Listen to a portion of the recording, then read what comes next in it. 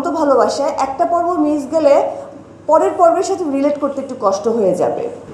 অনন্ত ভালোবাসা নিয়ে যদি বলতে হয় তাহলে অবশ্যই আমি সুলতান সুলেমানকে স্মরণ করে কথা বলবো, যেহেতু সুলতান সুলেমান দিয়ে দীপ্ত টিভি বাংলাদেশে নতুন করে ডাবিং মানে বিদেশি ছবির বাংলা ডাবিংয়ের আবার নতুন করে প্রচার শুরু করে। তখন থেকে আমরা চেষ্টা করেছি প্রতি বছর দর্শককে একটা নতুন কিছু ভালো কিছু উপহার দেওয়ার। যেহেতু সুলতান সুলেমান দর্শক এত সুন্দরভাবে গ্রহণ করেছে আমাদের কাছ থেকে, দর্শকেরও একটা চাহিদা আছে দীপ্ত টিভির কাছ থেকে যে একটা নতুন নতুন কিছু আসবে। তো অনন্ত ভালোবাসার কথা বলতে গেলে দর্শকের একটা অনেক বড় চাহিদা ছিল, এটা অনেক আগে থেকে। আমরাও এটার কাজ শুরু করেছিলাম অনেক দিন আগে থেকেই। মাঝে আমরা আবার আরও কিছু সিরিয়ালের কাজ করি, কিছু জটিলতা ছিল, সব কিছু মিলিয়ে আমাদের অনেকটা হয়তো বা একটু দেরিতে হচ্ছে, বাট হচ্ছে, এটাই হচ্ছে সবচেয়ে বড় আনন্দের ব্যাপার। অনন্ত ভালোবাসা নিয়ে একটু বলি। এটা অনেক জনপ্রিয়, বিশ্বনন্দিত, এটা তো সবাই জানেন, আমরা অলরেডি দর্শকও অনেকেই জানে। কারণ হচ্ছে আমাদের কাছে পার্সোনালি অনেক মেসেজ আসতো যে কবে এটা দেখাবো আমরা, ওরা বাংলায় দেখতে চায়। অনেকেই এটাকে উর্দুতে বা হচ্ছে টার্কিশে কিন্তু দেখে ফেলেছে, দেখেনি তা না, কিন্তু সবার আকাঙ্ক্ষা হচ্ছে বাংলায় দেখতে চায়। স্বাভাবিক, নিজের ভাষায় দেখার মজাটাই হচ্ছে আলাদা।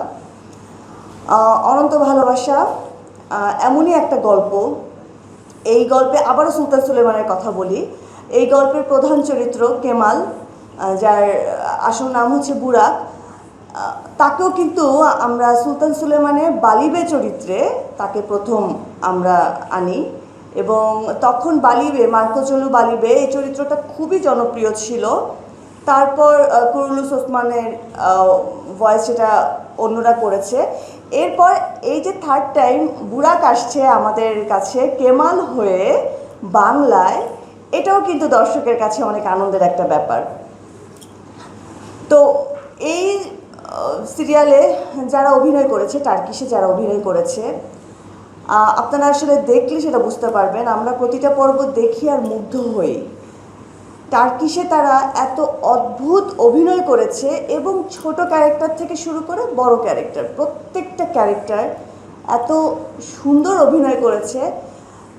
তো তাদের সাথে মিল রেখে বাংলা ভয়েসটা সিলেক্ট করতে আমাদের জন্য সেটা অনেক বেশি মানে কঠিন ছিল। এত দুর্দান্ত অভিনয় টার্কিশে, সেখানে আমরা বাংলা অভিনয়টা কি দিব?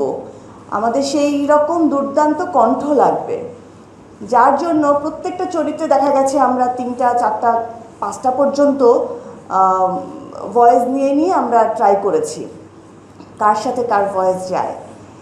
সেইখান থেকে চূড়ান্তভাবে যেই মানে প্রধান চরিত্রের জন্য যে কয়েকজন আসলে চূড়ান্তভাবে নিয়োগ করা হয়েছে, যাদের ভয়েস আসলে তারা দুর্দান্ত ভয়েস অ্যাক্টর, তা না হলে আসলে আমাদের কাজটাকে আমরা এত সুন্দরভাবে করতে পারতাম না।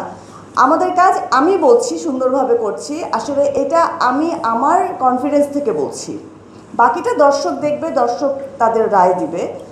আর যদি বলি গল্পের কথা, গল্পেও একটা পর্ব প্রিভিউ করলে, যখন পর্ব কমপ্লিট হয়ে আমরা প্রিভিউ করি, একটা পর্ব প্রিভিউ করলে পরের পর্ব দেখার জন্য আমরা স্টুডিওতে বসে থাকি। আমরা অনেক সময় ব্রেকও নেই না, কারণ এই টার্কিশ সিরিয়ালে নর্মালি প্রত্যেকটা সিরিয়ালেরই তাদের প্রতিটা পর্বের টুইস্ট থাকে। হয়তো বা 4 নম্বর পর্বে যেই ঘটনাটা ঘটলো, 8 নম্বর পর্বে সেই ঘটনাটাই রেশ ধরেই তারা মূল কথাটা বলে ফেললো বা মূল ঘটনাটা দেখালো।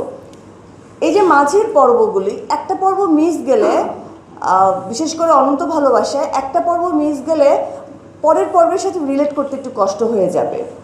কারণ এই নাটকটার এইটাই সবচেয়ে বড় ব্যাপার যে এটার প্রত্যেকটা পর্বে একটা করে টুইস্ট থাকে, একটা উত্তেজনা, মানে কী যেন একটা হয়ে যায়, যার জন্য পরের পর্ব দেখার একটা আকাঙ্ক্ষা বাড়ে।